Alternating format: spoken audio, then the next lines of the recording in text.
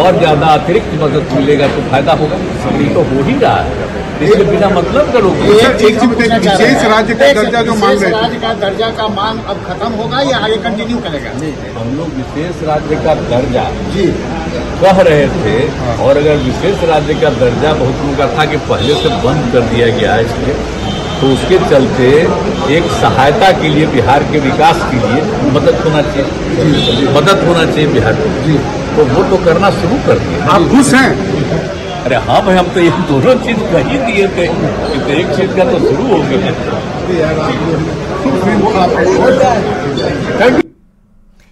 तो बिहार के मुख्यमंत्री नीतीश कुमार को आप सुन रहे थे, जिन्होंने कहा कि विशेष राज्य का दर्जा नहीं, क्योंकि प्रावधान बहुत पहले से बंद हो चुका है, लेकिन विशेष पैकेज जिसकी जरूरत थी उसकी शुरुआत के तौर पर इसे देखा जाना चाहिए, जो इस बार बजट में वित्त मंत्री निर्मला सीतारमण की तरफ से जानकारी दी गई है। इसे शुरुआत के तौर पर देखिए, यानी कि ये अनवरत चलता रहेगा, आगे चलता रहेगा। और विकास के लिए जिस विशेष राज्य के दर्जे की हम मांग कर रहे थे, मकसद वही है, लक्ष्य वही है, और उसी को पूरा करने की दिशा में ये विशेष पैकेज भी कार्य करता नजर आएगा। तो बिहार के लिए केंद्र सरकार ने जिस खजाने को खोला है उस पर खुशी जाहिर करते हुए बिहार के मुख्यमंत्री नीतीश कुमार, उन्होंने कहा कि हम जो चाह रहे थे उस दिशा में कार्य की शुरुआत हो चुकी है।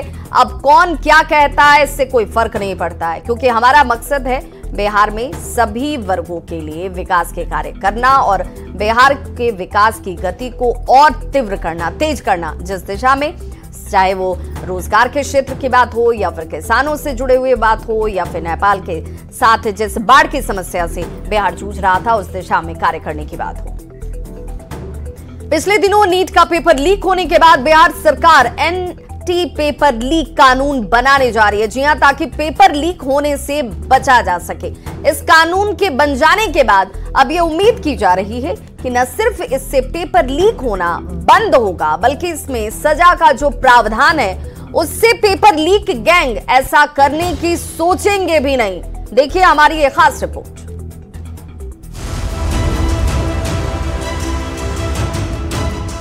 सरकार की तमाम कोशिशों और प्रशासन की सख्ती के बाद भी पेपर लीक की घटनाएं लगातार सामने आ रही हैं। ऐसे में इस पर पूरी तरह से पाबंदी लगाने के लिए बिहार सरकार एंटी पेपर लीक कानून बनाने जा रही है। सरकार को उम्मीद है कि इस कानून के लागू होने के बाद पेपर लीक की घटनाओं में कमी आएगी। हाल ही में नीट परीक्षा का पेपर जिस तरह से लीक हुआ, इसके बाद कई तरह के सवाल उठने लगे। ऐसे में सरकार की कोशिश है कि आने वाले वक्त में पेपर लीक को पूरी तरह से रोका जा सके। इस कानून के दायरे में क्वेश्चन पेपर या आंसर की लीक होना, कंप्यूटर नेटवर्क से छेड़खानी, फेक एग्जाम कंडक्ट करवाना। सरकार हर उस संभावना को क्राइम की कैटेगरी में रखना चाहती है जिससे किसी भी तरह से पेपर परीक्षा से पहले ही आउट हो जाए या किसी भी तरह से अभ्यर्थियों को मदद करे। इतना ही नहीं, बल्कि पेपर लीक कराने में नाम आने पर कड़ी से कड़ी सजा का प्रावधान किया गया है। 3 से 5 साल तक की सजा, 10 लाख रुपए तक का जुर्माना। ऑर्गेनाइज्ड क्राइम के लिए 5 से 10 साल की सजा, ऑर्गेनाइज्ड क्राइम के लिए 1 करोड़ का जुर्माना। दोषियों की प्रॉपर्टी को जब्त किया जा सकता है। सरकार की कोशिश है कि हर एग्जाम को बिना पेपर लीक किए ही करवाया जाए, लेकिन पिछले कुछ सालों में जिस तरह से अलग अलग पेपर लीक की घटनाएं सामने आई हैं, उससे न सिर्फ पेपर करवाने वाली एजेंसी की विश्वसनीयता पर सवाल उठा है, बल्कि सरकार और प्रशासन भी कटघरे में खड़ा हुआ है। ऐसे में पेपर लीक को रोकना सरकार के लिए एक बड़ी चुनौती है। Bureau report, news 18।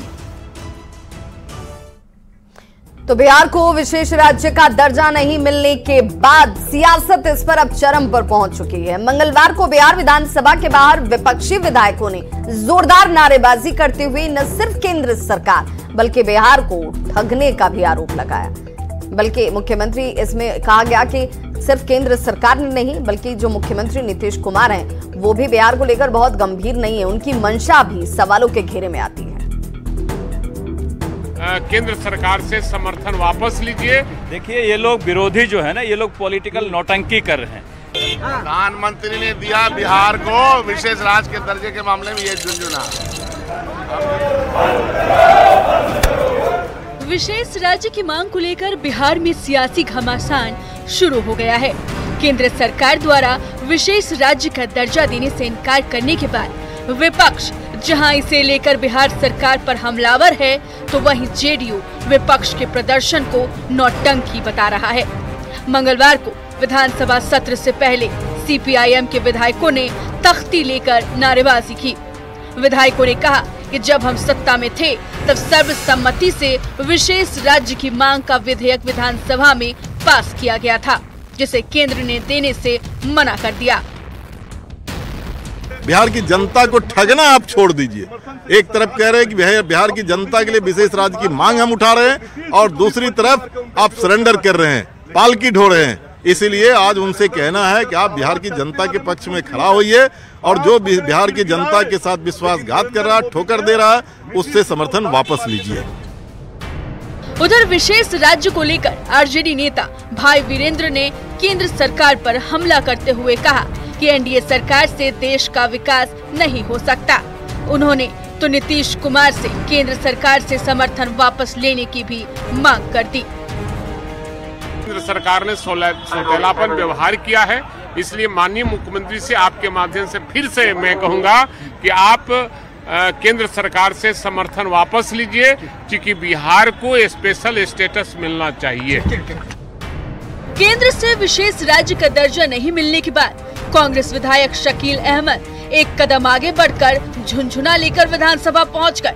उन्होंने कहा कि केंद्र ने बिहार को झुंझुना थमा दिया है।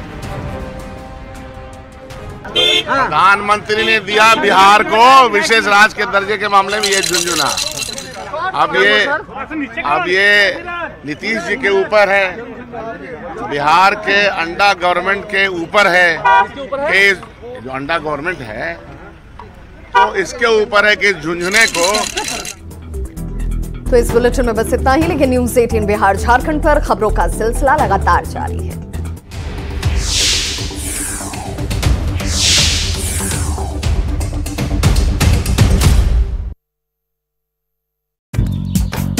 In our economy during the past 10 years. Public investment in digital infrastructure and innovations by the private sector have helped in improving access of all citizens, particularly the common people, to market resources, education, health and services. We will step up adoption of technology towards digitalization of the economy. Ease of doing business. For enhancing ease of doing business, we are already working on the Jan Vishwas Bill 2.0. Further, states will be incentivized for implementation of the business reforms, action plans and digitalization. Data and statistics.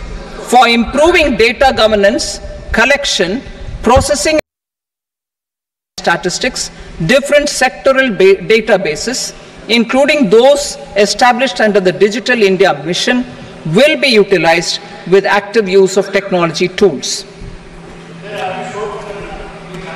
New pension scheme.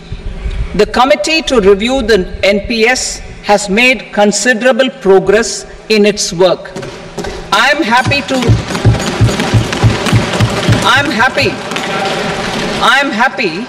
that the staff side of the National Council of the Joint Consultative Machinery for Central Government Employees has taken a constructive approach.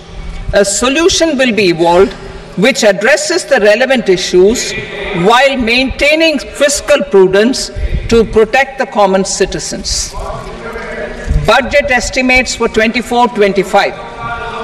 For the year 24-25, total receipts other than borrowings and the total expenditure are estimated at 32.07 lakh crore rupees and 48.21 lakh crore rupees respectively. The net tax receipts are estimated at 25.83 lakh crore rupees. The fiscal deficit is estimated at 4.9% of the GDP. The gross and the net market borrowings through dated securities during 24-25 are estimated at 14.01 lakh crore rupees and 11.63 lakh crore rupees respectively. Both will be less than that in 23-24. The fiscal consolidation path announced by me in 2021 has served our economy very well, and we aim to reach the deficit below 4.5% next year. The government is committed to staying the course. From 2026-27 onwards, our endeavor will be to keep the fiscal deficit each year such that the central government's debt will be on a declining path as percentage of GDP. I will now move to Part B.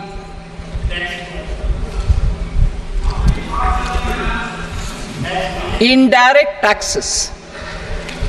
Sir, I start with GST. It has decreased tax incidence on the common man, reduced compliance burden and logistics cost for trade and industry, and enhanced revenues of the central and the state governments. It is a success of vast proportions. To multiply the benefits of GST, we will strive to further simplify and rationalize the tax structure and endeavor to expand it to the remaining sectors. My proposals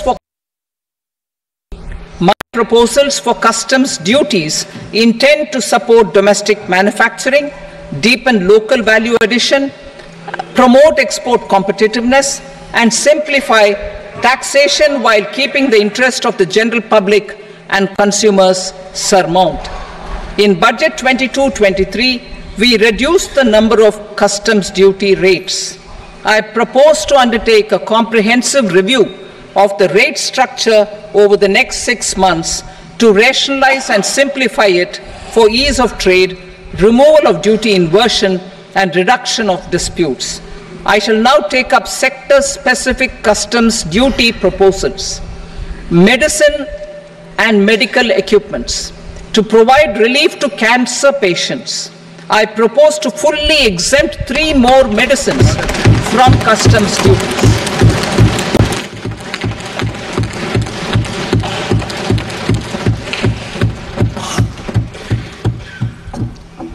I also propose changes in the BCD on X-ray tubes and flat panel detectors for use in medical X-ray machines under the phased manufacturing program so as to synchronize them with the domestic capacity addition. Mobile phone and related parts. With a 3-fold increase in domestic production and almost a 100-fold jump in exports of mobile phones over the last 6 years, the Indian mobile industry has matured. In the interest of consumers, I now propose to reduce the BCD on mobile phone, mobile PCBA, and mobile charger to 15%. Rural land-related actions. Rural land-related actions will include 1. Assignment of unique land parcel identification number, UL PIN, or as a tourist center besides reviving Nalanda University. इस बार के budget प्रधानमंत्री जी को गृह मंत्री